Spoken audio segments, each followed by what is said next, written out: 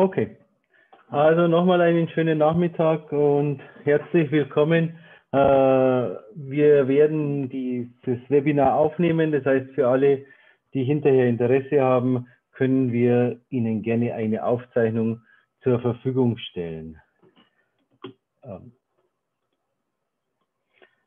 Durch das Webinar sind wir heute zu zweit, das heißt einmal meine Wenigkeit, mein Name ist Richard Hellmeier, ich bin der Geschäftsführer der Aquaio GmbH und mit mir zusammen ist auch noch der Hajit Horti, der ist der European Technical Manager. Den ersten Teil werde ich kurz die Einführung machen und so ein bisschen die Basics und hinterher dann der Hajit wird dann eben mehr in die Use Cases von den Datendioden eingehen. Vielleicht ein paar Worte zu OWL. OWL Cyber Defense ist eine relativ alte Firma. Interessant ist auch so die Entstehung dieser Firma. Und zwar diese ganze Datendiodentechnologie geht zurück in die 90er Jahre. Und zwar eben zu dem Zeitpunkt, als es die Abrüstungsgespräche gegeben hat zwischen den USA und Russland. Und da gab es das sogenannte START-Abkommen, in dem halt die verschiedenen Atomköpfe eben reduziert wurden. Und damals mussten auch schon Daten ausgetauscht werden, Daten sicher ausgetauscht werden. Und die Amerikaner, die waren natürlich, wie sagen Sie so schön, paranoid. Also die hatten riesige Angst davon, dass wenn man hier etwas öffnet für die Russen, dass die dann eben eine Möglichkeit haben, in das amerikanische Netz einzudringen. Und daraufhin wurde dann in dem Santia-Institut, das eben zur US-Armee gehört, haben sie dann eben einen Forschungsauftrag gestartet, wie man hundertprozentig sicher eine Kommunikation stattfinden lassen kann, das heißt Daten übertragen kann, ohne dass es eine Möglichkeit gibt, das Ganze dann von außen zu hacken. Und daraus sind dann die Datendioden entstanden und aus diesem ganzen Forschungsteam heraus wurde dann die Firma OWL Cyber Defense gegründet. Ist auch hier der Marktführer in dem Bereich. Man sieht, wir haben hier über 40 Patente inzwischen auf der ganzen Technologie, die genehmigt worden sind und noch weitere 20 angemeldet. Und es gibt sehr, sehr viele Kunden weltweit, die das Ganze entsprechend einsetzen. Was ich zum Anfang erklären will, ist, wie so eine Datendiode funktioniert. Obwohl diese Technik sehr, sehr alt ist, ist manchmal nicht ganz klar, wie es funktioniert. Und es ist eigentlich relativ einfach. Wenn Sie sich hier dieses Bild auf der rechten Seite ansehen, dann haben Sie hier in der Mitte hier die Daten von dem sicheren Netzwerk. Das heißt, diese Daten, die möchte ich heraustransferieren auf diese Seite. Das ist jetzt dann entweder die interne IT oder das ist Cloud oder was auch immer. Und die Herausforderung ist hier, die Daten in diese Richtung zu transportieren, ohne dass es eine Möglichkeit gibt, hier reinzukommen. Die Technologie der Datendiode ist folgendermaßen, dass ich jetzt wirklich hier eine Diode habe, das heißt eine LED, die leuchtet und die hier die Daten über Lichtsignal sendet auf die Empfangsseite, und auf der Empfangsseite habe ich dann eben eine Fotodiode, die dann diese optischen Signale wiederum umwandelt in elektrische Signale. Also, und damit habe ich hier zwei Sachen erreicht. Das heißt, ich habe zum einen hier nur eine Verbindung in eine Richtung möglich, weil es ist nicht möglich, dass ich aus einer Fotodiode irgendwie eine LED mache, ohne es umzulöten, und auf der anderen Seite hat eine LED keine Möglichkeit, irgendwelche Daten zu empfangen. Die kann einfach nur leuchten. Und damit ist es unmöglich, von hier nach hier Daten zu bewegen. Gleichzeitig habe ich noch einen Medienbruch, das heißt, ich habe hier auf der Seite ein elektrisches Signal, gehe dann über auf ein optisches Signal und von dem optischen Signal dann wieder auf ein elektrisches. Und damit habe ich eben hier eine Möglichkeit geschaffen, dass ich, und das ist immer diese gewagte Aussage oder diese provokante Aussage, dass das eben hier unhackable ist. Ich habe keine Möglichkeit, mit welchen Hacker-Tools auch immer eine Kommunikation in diese Richtung zu bekommen. Selbst wenn ich hier alles übernehme, habe ich keine Möglichkeit, eine Kommunikation in die Richtung durchzuführen, weil es einfach physikalisch nicht möglich ist.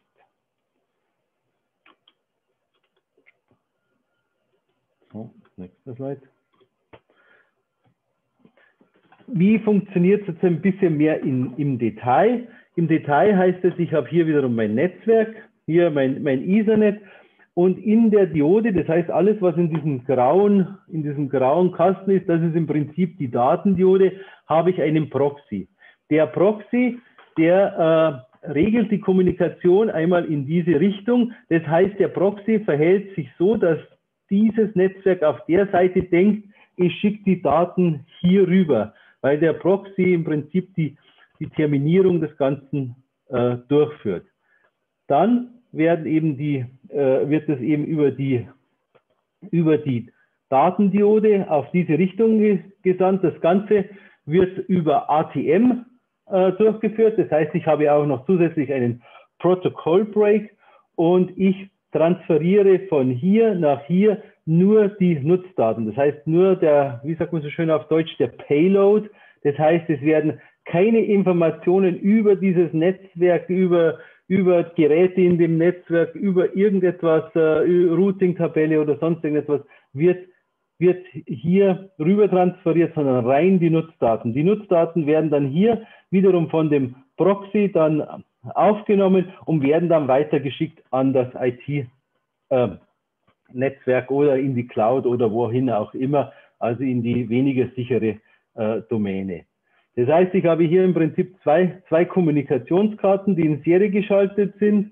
Ich habe diese optische Air Gap, das heißt, ich habe hier nur eine Verbindung über ein optisches Kabel und ich habe auf jeder Seite einen Proxy, der mir den Verkehr terminiert auf der Seite und auf der Seite und der für die gefühlt ist es für die beiden so, als ob sie miteinander direkt kommunizieren, obwohl das natürlich nicht der Fall ist.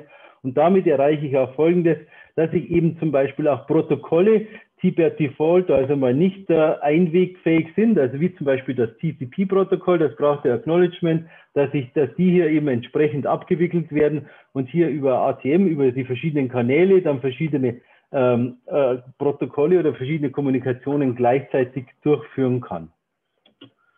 Okay, also hier nochmal als Schaubild, Source-Side, Fotodiode und dann Sendeseite und jetzt schauen wir uns mal an, wie es so einer Hardware ausschaut. Dazu haben wir jetzt hier mal diese OPDS 1000 in geöffneten Zustand. Das heißt, hier sehen wir, dass auf der einen Seite die Sendeseite, das heißt, ich habe hier einen den Computer, auf dem der Proxy und alles drauf ist, die entsprechende Harddisk dazu. Ich habe hier das Netzwerkinterface, wo das Ganze reinkommt. Das Ganze ist komplett getrennt von der anderen Seite. Das heißt, ich habe auch ein eigenes Netzteil für diese Seite, für die andere Seite. Ich habe einen eigenen Admin-Port für diese Seite und für die andere Seite. Und nur dieses kleine orange Käbelchen, das ist ein kleines Stück Lichtwellenleiter, das verbindet diese Seite mit der Seite. Das heißt, es gibt sonst zwischen dieser Seite und der Seite keine Verbindung. Und hier habe ich eben nur eine LED, die leuchtet und die Daten schickt, und hier habe ich das, was empfängt, und hier wird es dann entsprechend über den Proxy weiterverarbeitet und dann in das Netzwerk geschickt. Das heißt, nochmal vielleicht so zusammenfassend, die Funktionalität und die Features dazu, das ist, ich habe erstmal hier nur das Ganze mit Menü-Management, das heißt, ich habe auch keine Command-Lines, damit ich auch das System nicht hacken kann. Das heißt, das Betriebssystem ist auch natürlich entsprechend gehärtet. Also die Firma OL führt zum Beispiel auch die Härtung für die Betriebssysteme von Apple und Samsung auf den Handys durch. Also sie haben hier eine sehr, sehr hohe Kompetenz, was das ganze Härten auch von Betriebssystemen anbelangt. Dann, wie vorhin schon erwähnt, separate oder blinde Routing Table, das heißt, keine Seite weiß von der anderen, was wirklich hier im Netzwerk vor sich geht. Ich habe hier keine Informationen über irgendwelche MAC-Adressen, über IP-Adressen, über Routing-Tabellen. Dazu habe ich noch ein entsprechendes Role-Based Access Control. Das heißt, ich kann dann genau sagen, wer dann wirklich darauf zugreifen kann. Ich habe hier entsprechend auch die Möglichkeit des Whitelistings, dass ich dann auch sage, von der Sendeseite aus kann es nur auf diesen Rechner weitergeleitet werden. Das heißt, noch zusätzliche physikalische Möglichkeiten, um das oder Konfigurationsmöglichkeiten, um das entsprechend zu sichern. Alles ist physikalisch separiert, das heißt Admin-Ports, alles, was kommt und ist entsprechend zweigeteilt. Das heißt, ich habe keine Möglichkeit, von irgendeiner Seite auf die andere Seite zu kommen, auch nicht zum Administrieren. Das ist nicht möglich. Und daraus ergibt sich eben unhackable und eben auch die Anfälligkeit für Malware. Das heißt also, die Old Datendioden werden zum Beispiel 90% der US-Kernkraftwerke eingesetzt und die sagen auch, sie gehen davon aus, dass wenn sie heute irgendwelche Computer bekommen, dass da die Wahrscheinlichkeit, dass Malware drauf ist, schon sehr, sehr hoch ist. Aber dadurch, dass ich keine Möglichkeit habe, in das Netzwerk reinzukommen, habe ich auch keine Möglichkeit, diese Malware entsprechend zu aktivieren. Und wenn ich sie nicht aktivieren kann, dann kann ich auch nichts, können auch keine Daten oder kann auch nichts kaputt gemacht werden. Und was natürlich auch noch das Schöne ist, dass das ganze Management, das heißt eigentlich, wenn ich das Gerät einmal eingerichtet habe, dann läuft es eigentlich für immer und ich habe im Gegensatz zu Firewalls oder sonst irgendwas nicht den Bedarf, dass ich die einmal im Monat einen neuen Patch einfüge, weil wieder irgendwelche Vulnerabilities entdeckt worden sind, weil wieder irgendwelche Hacks entdeckt worden sind. Wenn das Gerät einmal läuft, dann läuft es und eigentlich muss ich nur noch mal ein Software-Update einspielen, wenn ich irgendwo eine neue Funktionalität hinzufügen will. Und damit habe ich natürlich jetzt eins erreicht, und zwar, dass ich damit eine sehr, sehr, sehr hohe Sicherheit habe gegenüber allen Geräten und eben eigentlich sogar sicherer wie AirGap, weil wenn man heute mit Leuten spricht, was ich mit Software-Updates, wenn ich die per USB-Stick irgendwo reinhole oder per fremden Rechner, da ist es immer noch viel, viel unsicherer, als wenn ich das über eine solche gesicherte Verbindung mache. Okay. Es gibt natürlich die Einsatzmöglichkeiten sind natürlich erstmal in die verschiedenen Richtungen. Das heißt, was ich bis jetzt angesprochen habe, One Way Out. Das heißt, ich hole mir irgendwelche Daten aus dem Netzwerk, also aus dem sicheren Netzwerk heraus und schicke die in die IT, in die Cloud. Genauso ist es natürlich möglich, das Ganze in die umgekehrte Richtung zu machen, also zum Beispiel für Software-Updates und für irgendwelche anderen Kommunikationsmöglichkeiten, wo ich sicher von draußen nach drinnen Daten bringen kann. Das ist natürlich genauso eine Möglichkeit. Und immer auch wichtig zu wissen ist ja auch immer die ganze Kommunikation ist für den, der es anwendet, sieht es eigentlich so aus, als ob es eine bidirektionale Kommunikation ist. Man hat natürlich gewisse Einschränkungen und das ist dann, wenn man wirklich zwei Wege braucht, und zwar, wenn man sowas wie, Command and Control, das heißt, wenn ich wirklich einen Befehl eingeben muss und daraus ergibt sich dann eine entsprechende Aktion. Das heißt, wenn ich da einen Befehl eingebe und ich brauche eine Aktion, dann muss ich den natürlich auch rein übertragen. Und dafür gibt es dann die Zwei-Wege-Dioden. Jetzt fragt man sich, ja, was ist der Unterschied zwischen einer Zwei-Wege-Diode und einer Firewall? Ich denke, das sind ganz grundlegend Unterschiede, ganz grundlegende Vorteile, die eine Zwei-Wege-Diode hat. Sie können sich so vorstellen wie bei einem Flughafen. Wenn Sie heute im Flughafen reingehen und dann checken Sie irgendwo ein und gehen Sie durch die Sicherheitskontrolle. Und wenn Sie dann wieder raus wollen, dann können Sie eben nicht durch die Sicherheitskontrolle wieder raus, sondern Sie müssen komplett durch den Flughafen durchlaufen und kommen dann irgendwo unten bei den Gepäckbahnen, dürfen Sie wieder raus. Und das ist eben ein großer Vorteil, weil gerade die ganzen Hackerangriffe, die sind natürlich basierend auf einer Zwei-Wege-Kommunikation. Das heißt, der kommt da rein und will auf den gleichen Weg wieder die Information wieder zurückhalten. Und das geht auch bei einer Zwei-Wege-Diode so nicht. Also deshalb ist es auch sehr, sehr sinnvoll, das zu machen.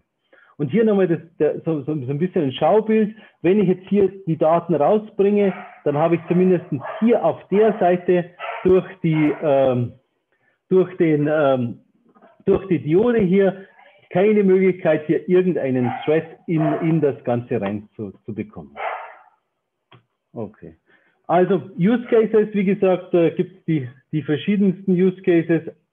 Das, was am einfachsten ist, einfach Daten aus dem Netzwerk hinaus pushen, sei es Daten für irgendwelche Analysen, sei es Daten für Höhenstand, Temperaturmessungen, sind es Daten für Seams, für Log-Alarme, für XML-Transfer, für irgendwelche Produktionsstandorte. Und das ganze Thema ist natürlich immer das Thema Netzwerksegmentierung. Das heißt, ich segmentiere dadurch mein Netzwerk und schaffe damit sichere, hochsichere Zonen, indem ich im Prinzip keine Möglichkeit habe, von außen einzudringen.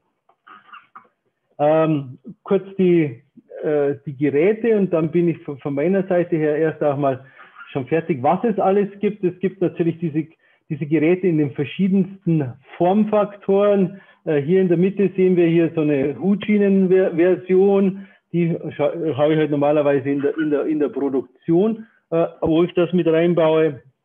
Dann habe ich das gleiche natürlich im 19 Zoll Schrank, auch verfügbar, auch für höhere Durchsätze natürlich. Hier dieses Gerät, das ist so das kleine Gerät, das ist so Single Protocol, das ist so das Low-End, das baue ich dann, was ich irgendwo bei einem Windrad draußen hin, wo ich dann sage, okay, da hole ich mir halt die Daten rein oder was auch immer.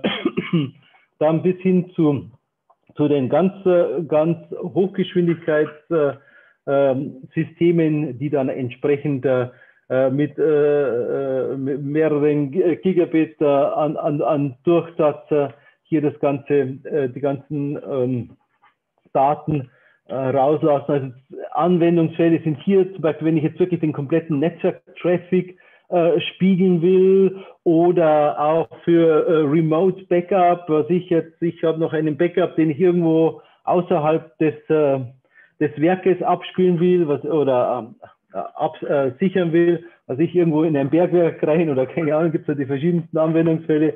Dann kann ich hier auch mit sehr hohen Durchsätzen arbeiten. Dann hier noch ein Spezialgerät, die Industrial Cross-Domain Solution, kommt auch aus dem militärischen Bereich, das hat dann noch verschiedene entsprechende Content-Checks durchführt. Hier die vorher erwähnte Recon, also das ist praktisch 2 Dioden in einer Diode und das Ganze gibt es dann auch noch als Karten. Okay, das wäre es erstmal von meiner Seite. Harjit, are you ready? Yeah, I'm going to share my screen. Okay, thank you very much. Fragen, wie gesagt, bitte in den Chat stellen. Ich sehe, da sind auch schon ein paar Fragen, die werden wir dann am Schluss auch beantworten. All right, okay, so can everyone see my screen? Yes. Okay, brilliant. Okay, thank you, Richard. So I'm Harjit Hoti, I'm the Regional European Technical Manager. So I'm going to sort of do the next part of the presentation. Obviously, Richard's covered some of the basics, so I'll talk about some of the use cases. I know there's some questions that have come up, so if you don't mind, I'd like to cover them at the end. I'll ensure that we have about 10 minutes left at the end so I can answer all the questions. So I'm just keeping an eye on my watch so I don't run over time. So the previous slide, which Richard showed you, was today's products. What we've started to do is introduce FPGA products. And the reason for that is in some of the countries, sovereign countries, some of the enforcement, transformation, it has to be done in hardware. So what we've started to do, and again, this is quite unique, that we've started to build these types of capabilities. So the original route to market is through sort of embedded products. So these are equipment manufacturers. These could be PLC manufacturers, SCADAs, HMIs, any of these sort of traditional equipment manufacturers that you see on the OT side. It could be someone that makes switches or anything like that. So where they want the sort of capability to embed this type of hardware or a diode, into their hardware. It could be an X-ray machine, it could be a wind turbine as well, in essence. But what we're saying is there's a dedicated FPGA model to do that. Going forward, this type of capability or these type of modules will be made available, in our next generation of products that Richard spoke to you about. So going forward, these will be I would say, how we do things, certainly on the low end use cases. So there's three different variants actually. So the Radium is this is just an FPGA module you can see there. With the protocol break, you can have an optical transfer if needed to be, or it's a sort of logical one. So this is designed to be a 1 gigabit throughput with a sort of basic UDP diode. So it's meant to give you that throughput, but the use case is really UDP. And probably where you would use this is where you only got this type of traffic. And why we've done it with FPGA on its own is, I don't know if you guys are familiar with the technology, but FPGA is very good at number crunching lots of things very quickly. But if you start having very complex filters, protocol applications that you need to parse, that's not very good to do in FPGA. So you'd want a traditional CPU. So obviously with the nature of UDP and what it's doing, that lends itself nicely. So that's the Radium. The next one up is the Cobalt. So this is where we've got a CPU and a FPGA. So obviously having the CPU allows us to do some filtering, protocol validation. We can also support things like TLS and IPsec, which obviously are becoming more and more prominent now. And we're doing that with some of our protocols anyway. So again, this is, I would say, 1 gig throughput. I would say this is probably the use case for external connectivity, things like cloud, where you want to send lots of data, from that device. You may want to send it straight up to the cloud. And obviously things like TLS and specific cloud adapters would come into play. The last one is the XDE. So this is higher throughput. So FPGA filtering as well. So this is really meant to be a higher level, I suppose, with the Radium, just obviously with a 40 gig throughput. So we are talking to some of the equipment manufacturers globally about using or embedding these types of boards, into their own products. And again, this is where we're trying to build security, into some of these platforms. Richard briefly mentioned IXD. So XD Guardian is the sort of military variant, or where that technology comes from. So XD Guardian is cross-domain. It's typically used, I would say, in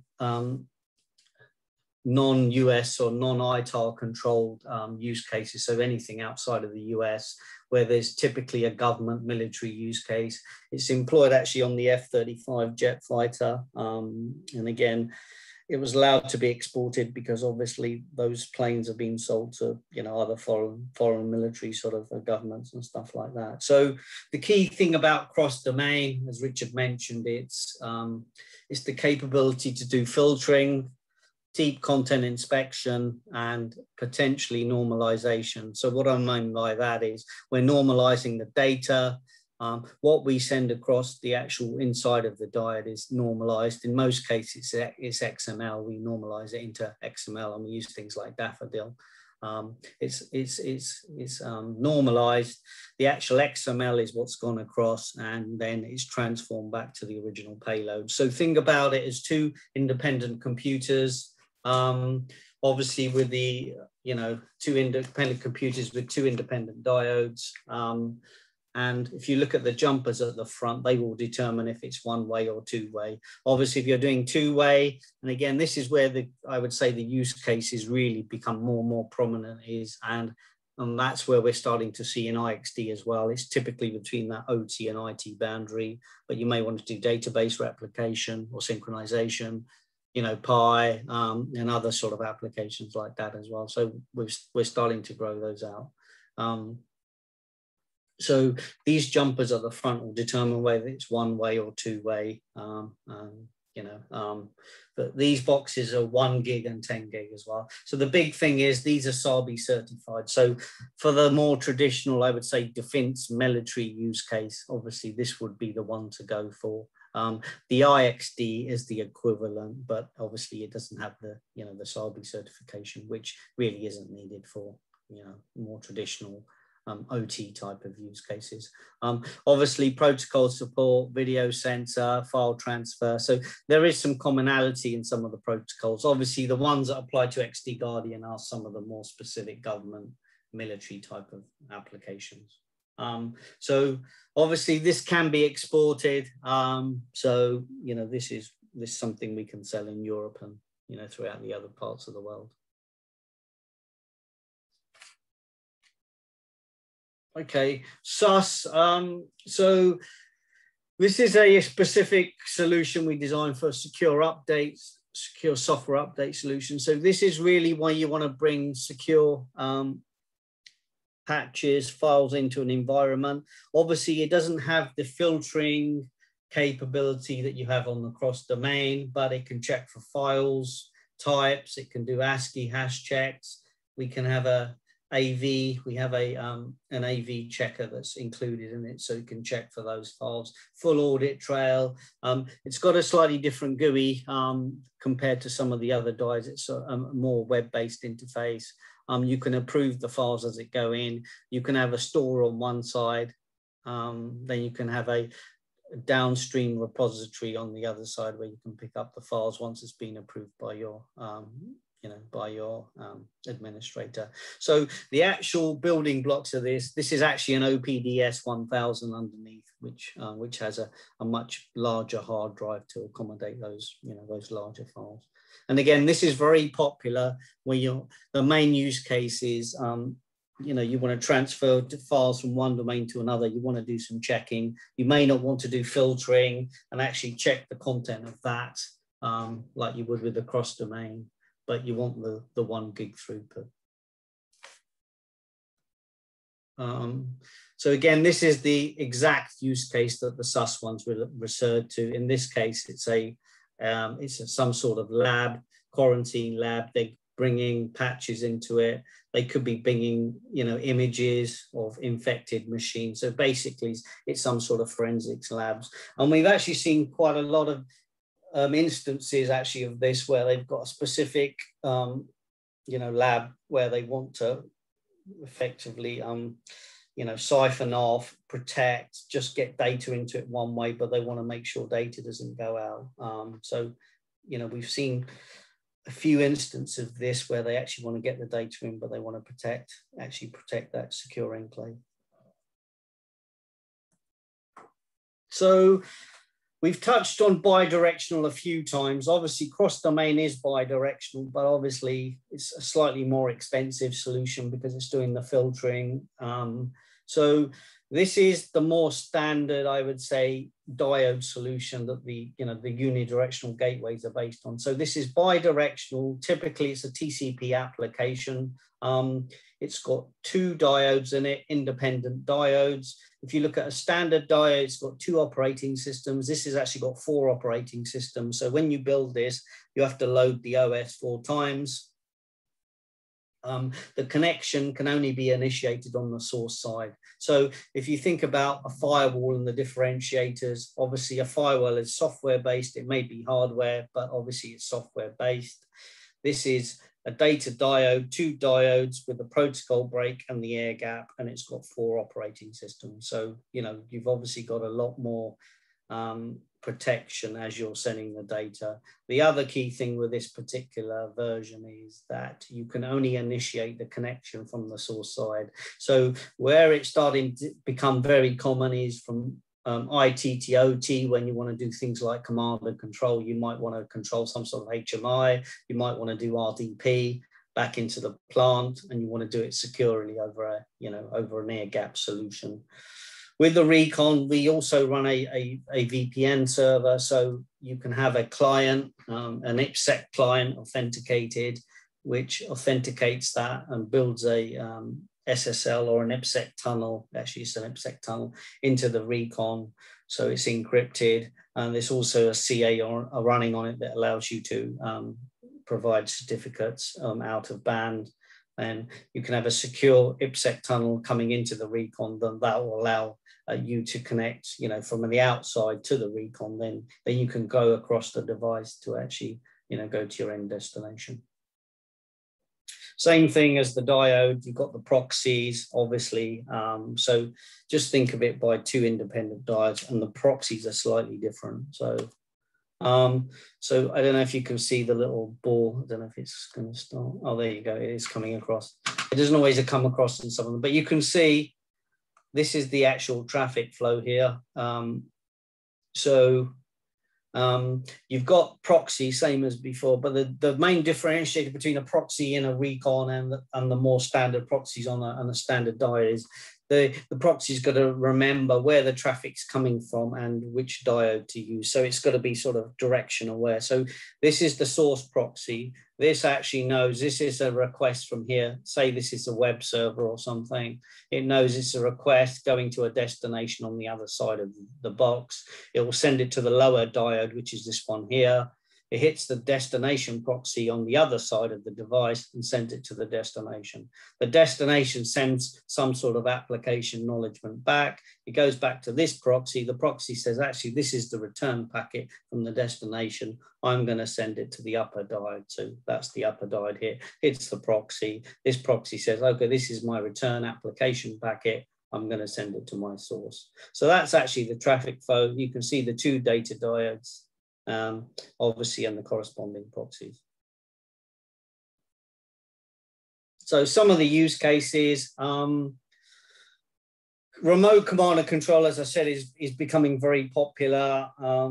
With certain parts of the world, they're mandating that if you want to do command and control securely, that you need to have an air gap solution. So obviously, this is an ideal way to do it. We've got some safety applications as well. Obviously, the other one is database replication. So, and any bidirectional TCP application. So generally with databases, obviously different databases work in a different, in different ways. So the challenge with databases is it's not necessarily the tables itself or the data, it's actually some of the structure. So these could be things like stored procedures and stuff like that. So when you've got a more complicated or more complex database, then having a bidirectional diode will, it just makes it easier to actually do that replication. So we do support that for certain databases, Oracle and Microsoft SQL are the ones we've worked on already. See, these are some of the use cases, and I'll go through these.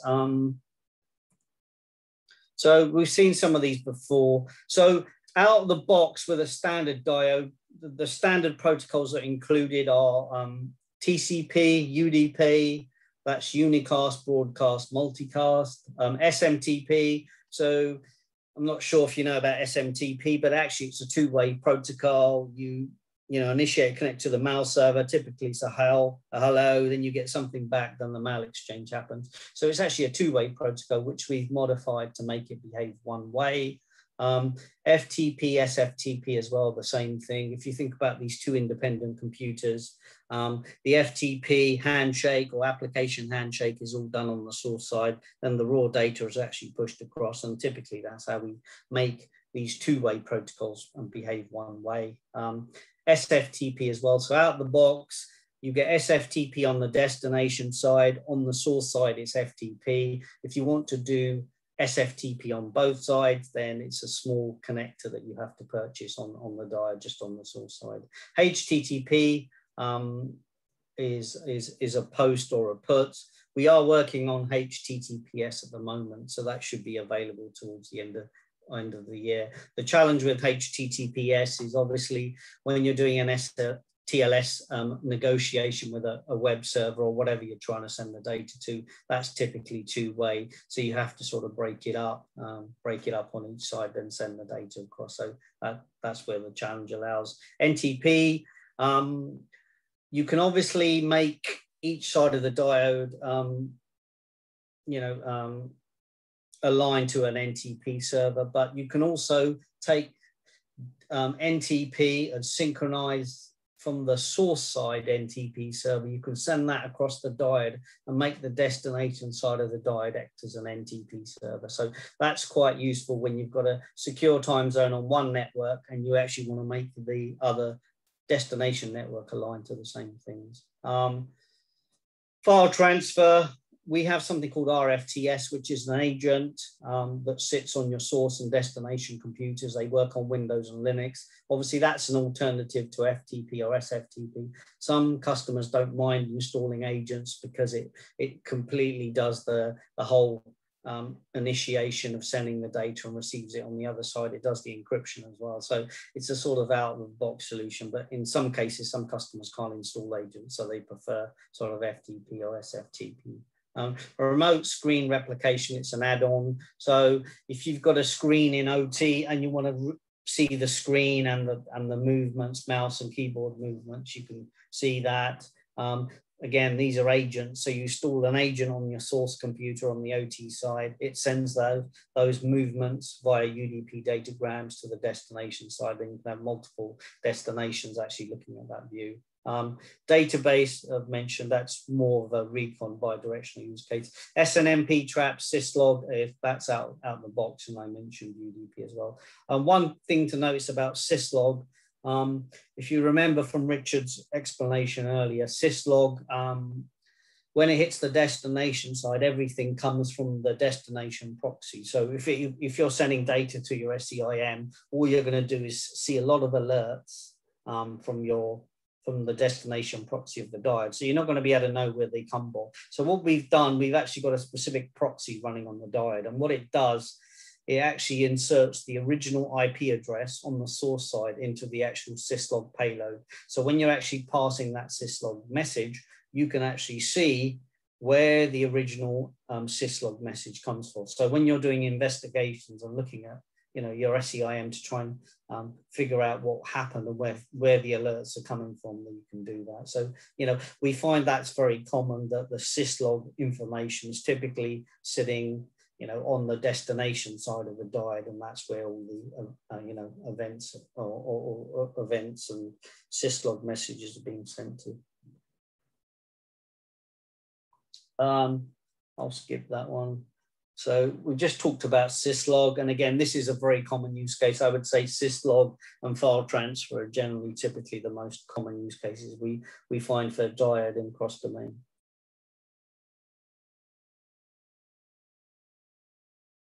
Okay, so this is a sort of, I suppose, a more regional use case where you've got a large distributed bank and they wanted to effectively send data from the branches. So I suppose one of the big differentiators from an OWL solution compared to other is, we can send protocols, simultaneously in one box. It's a all-in-one integrated box, but we sort of have a use case.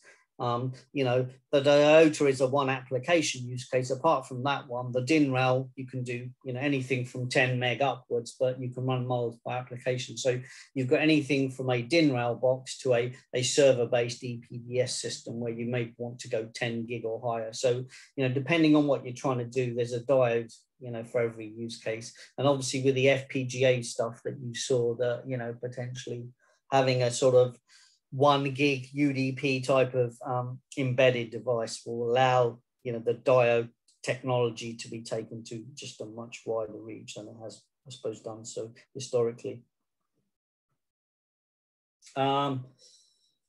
So this was an interesting use case where they had a nuclear plant, and actually they wanted to take raw packets from the plant actually, and they wanted to send it into their SCIM on the SOC on the other side, on the IT side. So it was a server-based system. I believe we were taking, I think it was a Gigamon actually, one of those sort of network aggregators, but we were taking spans from different places on their OT side, and we were sending, you know, the raw packets across the diode. So it was a secure tap, if you'd like to call it that, where we were sending 10 gig across it on the other side. And those raw packets were being forwarded onto a SCIM on the other side. So again, we do find that's a use case that people want to see raw packets. You can also run that software. That's a dedicated box if you just want to do, you know, I would say typically 1 gig upwards. But if you want to do less than that, we have software that could run on an OPDS 1000 or something, which allows you to have some of the device to do, you know, packets, and some of it can just do your standard FTP, syslog, and other stuff as well.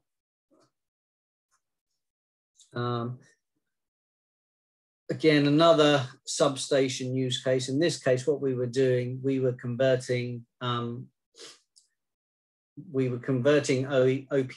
into IEC 104. So we were reading data from an OSI soft system. So that was taking OPC, and the diode, that was actually sending IEC 104. And we were actually sending that further upstream to the master station. So again, some of these conversions, you know, we can work with you guys the best way to do that. We do integrate with, you know, other products like Kepware and Cogent Data Hub as well, where they can do some of the transformations as well. So depending on the use case, what we're starting to find is some of these use cases, rather than having stuff on premise, some of this data is going to the cloud, which we're finding is a really big use case. So talking about the cloud, so what we're seeing today is that people have lots of interesting data, you know, typically for condition monitoring. They want to see how the performance on the OT side is. I would say traditionally that data, if they were going to the cloud or third-party providers, it was going up through IT, maybe in the DMZ, then going out through the IT infrastructure.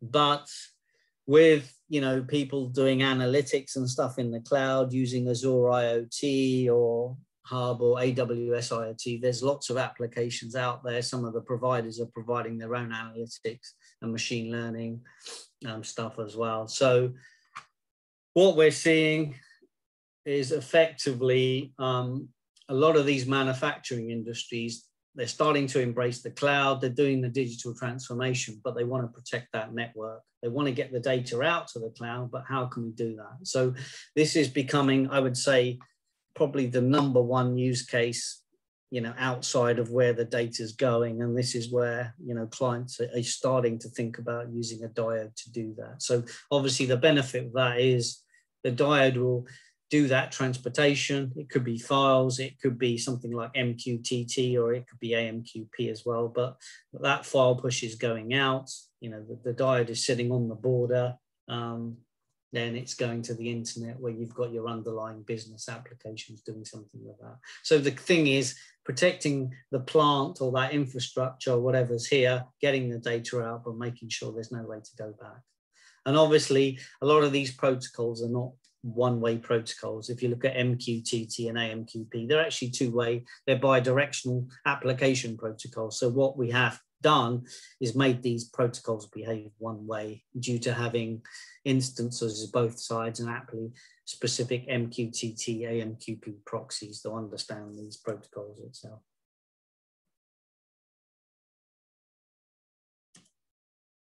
So as I said, so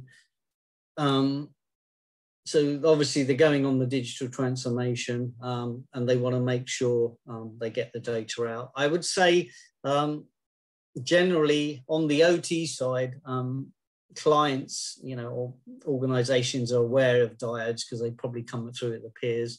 Certainly on the IT side, maybe on the IIoT side, you know, they may not be aware of diodes and stuff, you know, and our type of technology. So it's just getting you know, both groups together and actually that message getting across. But certainly, I would say this will be the big use case going forward.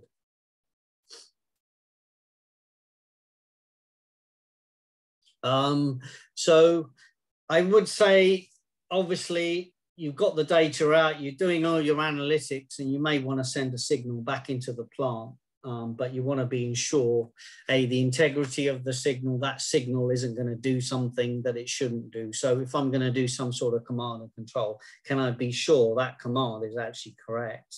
So this is where, you know, filtering, you know, the cross-domain capability is starting to be looked at to say, actually, now I've got a signal coming back, you know, this is automated now, you know, my AI engine has actually made a decision, but I want to make sure, you know, it doesn't get manipulated or changed on the way back as it goes into that secure infrastructure. So I would say this is the next evolution. If you've got this sort of continuous loop, you're getting the data out, you're protecting your source, you know, infrastructure. But now, if I do want to make a change, you know, in automated fashion, how can I know that change that I'm saying or making or want to make, you know, is protected, and actually it's the right signal that's going back into the plant, because obviously it could have some business impact, because it could be potentially stopping things or changing the behavior of something. I mentioned MQTT, so depending on how we can integrate in your environment, but this can be integrated completely into your environment. We have the MQTT proxies here. They typically read data from brokers either on the diode or externally, and in this case we use another broker to bridge, you know, in this case to IoT Edge, or it could be direct to IoT Hub. The model for AWS IoT looks very similar as well, but if you think about it, you've got two independent computers, and these proxies are taking that data and sending it across, you know, via this MQTT proxy, and that's an additional application connector.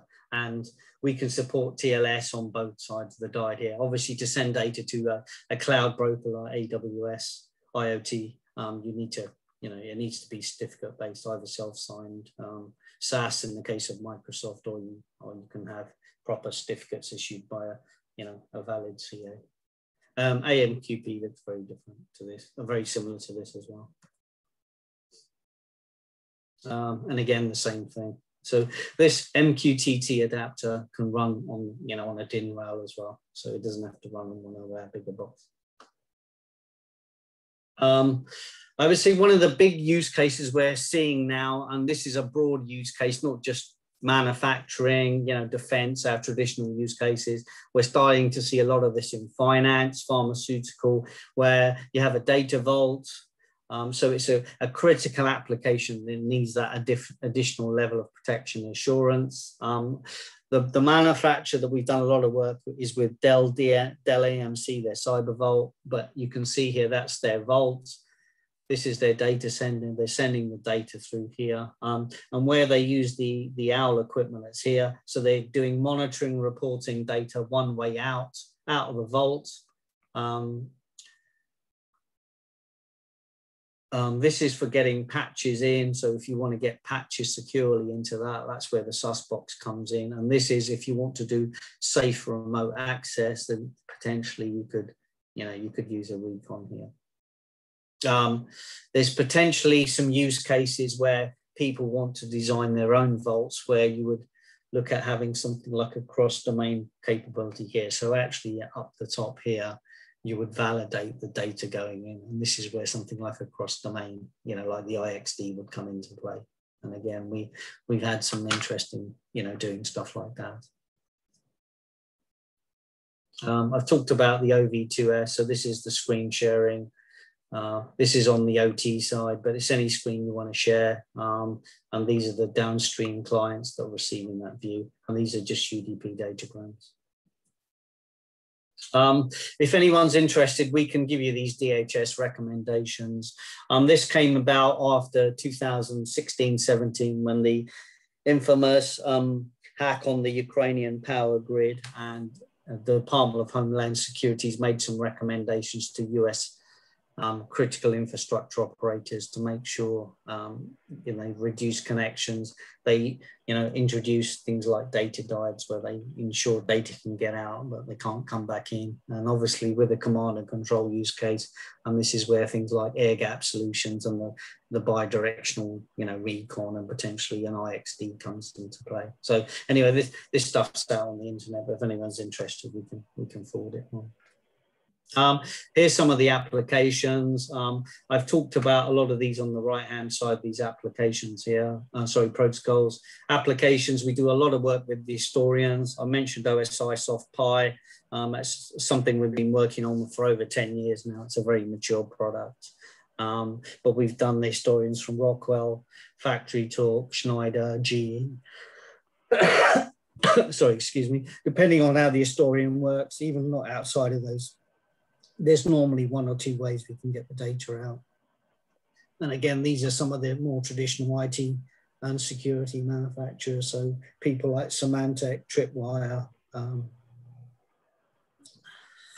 McAfee, Dell I mentioned as well. So again, these are some of the more Fortinet as well. We've done some work with Splunk as well. We can sit between some of their components as well. So, originally it used to be syslog and files, but we've done a lot of work on the Splunk use case. So if anyone's interested in that, we can provide further details.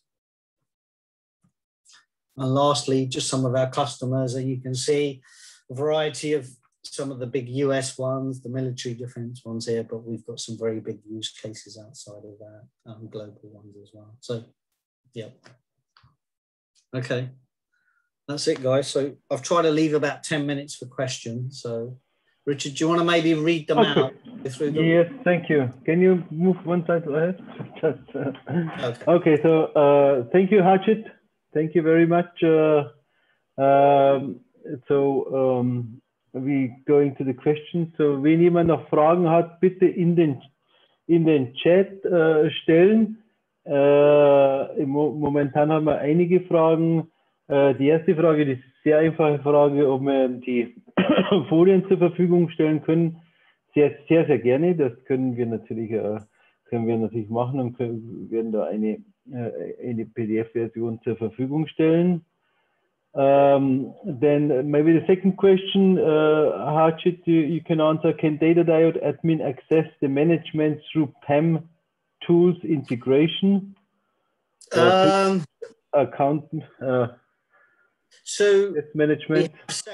We have separate data and out-of-band management networks. No, we don't. We haven't done a PAM integration. I mean, it's something we could look at. And the reason we don't do it because these are secure, hardened devices. If we integrate it with PAM or AD or something, that obviously introduces additional, services, and potentially, you have to install additional things on boxes. But today it's separate, admin and users, for the diode. It's anyway a challenge because you have the access on both sides. Yeah, exactly. So you don't have CyberArk on one side and CyberArk on the other side. Yeah, exactly. I mean, it'd be slightly easier if you had CyberArk on both sides, but getting it across the diode, it's very difficult. Do we have OOB management or out-of-band management, I would assume? Yes, we do. We have it. Yeah. Okay. And how is Data Diode appliance monitored for health or network monitoring purpose? Does it have fail open support? Yeah, generally syslog. Syslog is the way. So syslog messages, as I showed you. So syslog messages on the source side can be sent across the diode to your SEM on the destination, or you can do it on a local one. But generally, syslog monitors the health of it. You can also send log files from your various devices, and from the diode. So you can send the diode log files across the diode as well, via file transfer to a destination SEM or some sort of log server. With the XD Guardian and IXD, we also do SNMP, but with the other diodes, it's just syslog. We do have a monitoring solution called OPMS, which can be done as a VM as well. Effectively, what it does, there's a local bit of software on the diode on both sides, So you can have an OPMS instance on both sides, and that can do monitoring, and it consolidates all the log as well. And typically there's a small fee for the software, there's a small activation fee for each diode. So I would say if you've got more than 3 or 4 diodes, an OPMS is potentially an option, but otherwise you could just use syslog to monitor, you know, to standard, you know, sort of monitoring systems. Okay. Then next question is, does it have file open support like IPS or file safe support? I think file open support would be a killer. Yeah, exactly. And remember with file safe as well, remember it's not a standard interface, you know, where the diode is a fiber interface. So, you know, that concept is quite difficult. And if you think about it, you've got the data interfaces where the data is coming in. Obviously, you could have fail safe or fail open on those, but to do it on the diode itself, you know, that fiber channel, that's more challenging. I suppose our recommendation would be to look at some sort of redundancy or resiliency in there. Depending on whether it's TCP or UDP, then you'd have 2 diodes, you know, running, one is hot and one is standby. Then the second diode, you know, the second monitors the primary, and then if it fails and the second one kicks in, that would be the way to do it. Yeah, because the other things would be not very good for if you open it again if you are not using it. Yeah, exactly. So there's no back channel from destination to source, obviously. Okay. So yeah, it's best to have 2 boxes to do that. Okay, next one, a very interesting one. How well does a data diode work with applications in air traffic management, e.g. ED-137 RTP voice comms where low latency is critical, similar to time critical video?